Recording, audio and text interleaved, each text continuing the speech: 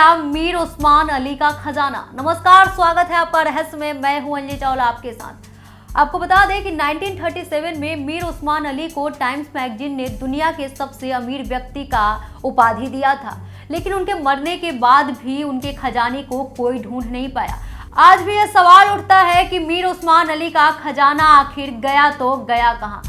आज हम उठाएंगे इसी रहस्य से पर्दा। लोगों का कहना है कि निजाम अली का खजाना हैदराबाद के कोठी पैलेस में छुपा हुआ है, जहां निजाम अली रहते थे। आपको बता दें कि इस खजाने का रहस्य ना सिर्फ भारतीयों के लिए रहस्य बना हुआ है, बल्कि ये विदेशियों के लिए भी काफी चर्चा में है कि आखिर खजाना गया तो गया कहां। आपको बता दें कि इस खजाने की कहानी भारत और पाकिस्तान के बंटवारे से जुड़ी हुई है।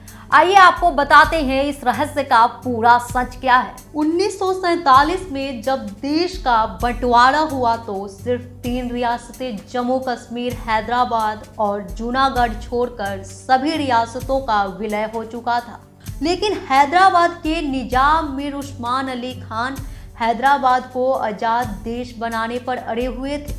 देश के पहले गृह मंत्री सरदार वल्लभ भाई पटेल के कड़े रुख को देखते हुए निजाम सुरक्षित रास्ता भी तलाश रहे थे।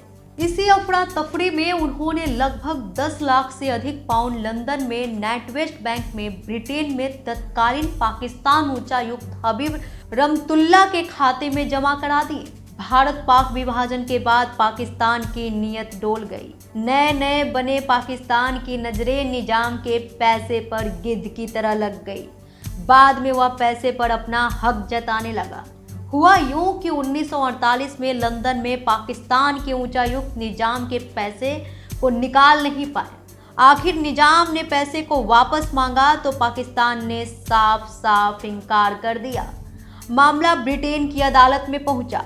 केस में 2 पक्ष रहे, पाकिस्तान उच्चायुक्त बनाम 7 अन्य पक्षों में निजाम के वंशज, भारत सरकार और भारत के राष्ट्रपति भी शामिल थे। 70 वर्ष बाद लंदन की रॉयल कोर्ट ने फैसला सुना दिया कि इस धन पर निजाम के उत्तराधिकारियों और भारत का हक है। पाकिस्तान की सारी दलीलें विफल हो गई।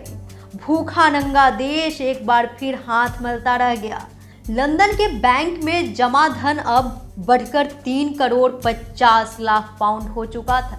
इस फैसले से पाकिस्तान को एक बार फिर मुंह की खानी पड़ी है। 17 सितंबर 1948 तक हैदराबाद निजाम की रियासत बना रहा। इसके बाद ऑपरेशन पोलो नाम के सैन्य अभियान के जरिए पटेल ने इस रियासत का विलय भारत में करा लिया। लेकिन अंत में रियासत हैदराबाद ने भारतीय फौज के आगे हथियार डाल दिए। हैदराबाद के मुसलमानों का 650 वर्ष पुराना शासन विलीन हो गया। हैदराबाद कोई छोटी मोटी रियासत नहीं थी। 1941 की जनगणना के मुताबिक उस समय उसकी जनसंख्या 1 करोड़ 60 लाख से अधिक थी। रियासत की आय उस समय के हिसाब से 9 करोड़ रुपए थी, जो कि संयुक्त राष्ट्र संघ के कई देशों से भी अधिक थी। उसकी अपनी मुद्रा थी, उसकी अपनी टेलीग्राफ, डाक सेवा, रेलवे लाइन, शिक्षा संस्थान और अस्पताल थे। लेकिन हैदराबाद में मुस्लिमों की जनसंख्या 11% थी, जबकि हिंदुओं की जनसंख्या 85% थी।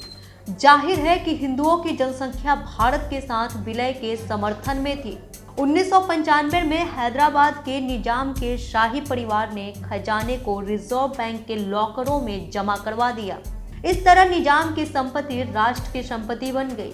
यह मांग जरूरी की गई कि इस खजाने को लॉकर से निकालकर राज्य के एक म्यूजियम में रखा जाए, ताकि लोग शाही का दीदार कर सके। इस खजाने के दीदार जनता को 2 बार, पहले 2001 में और फिर 2006 में हुए। एक अनुमान के मुताबिक इस खजाने की कीमत 50,000 करोड़ है। इस खजाने में स्वर्ण आभूषणों के अलावा हीरे भी शामिल है। अनुमान के मुताबिक इसमें 167 टन सोना है, जिससे सोने की इमारत बन सकती है। हैदराबाद के निजाम दुनिया के सबसे बड़े शख्सियत थे। हैदराबाद का सोलर जंग म्यूजियम उसी वैभव की निशानी है।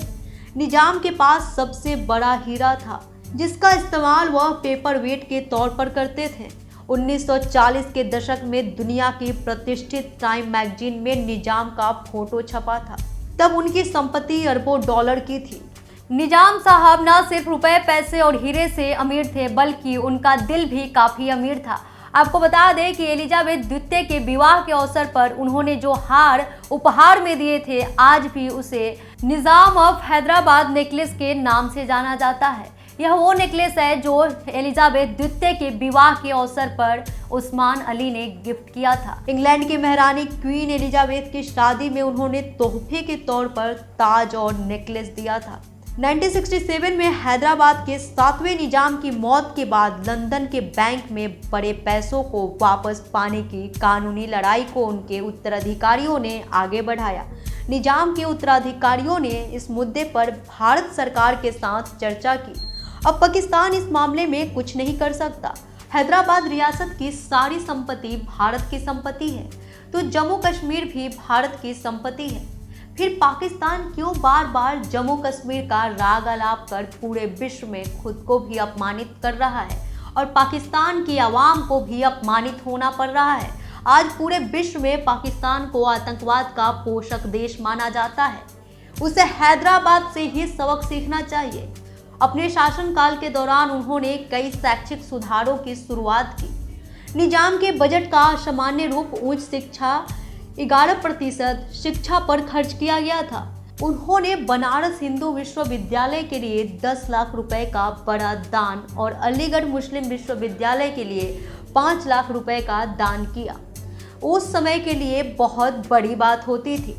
निजाम के राज्य के रिकॉर्ड से पता चलता है कि यह मीर उस्मान अली ही थे जिन्होंने डॉक्टर BR अम्बेडकर के 94 एकड़ जमीन आवंटित की, जहां बाद में स्थापित मिलिंद एजुकेशन सोसाइटी बनाई गई। शिवाजी हाई स्कूल अमरावती तेलुगु अकादमी हैदराबाद राज्य से इनके अन्य दान का लाभ उठाने के लिए भारतीय संस्थानों में से एक है।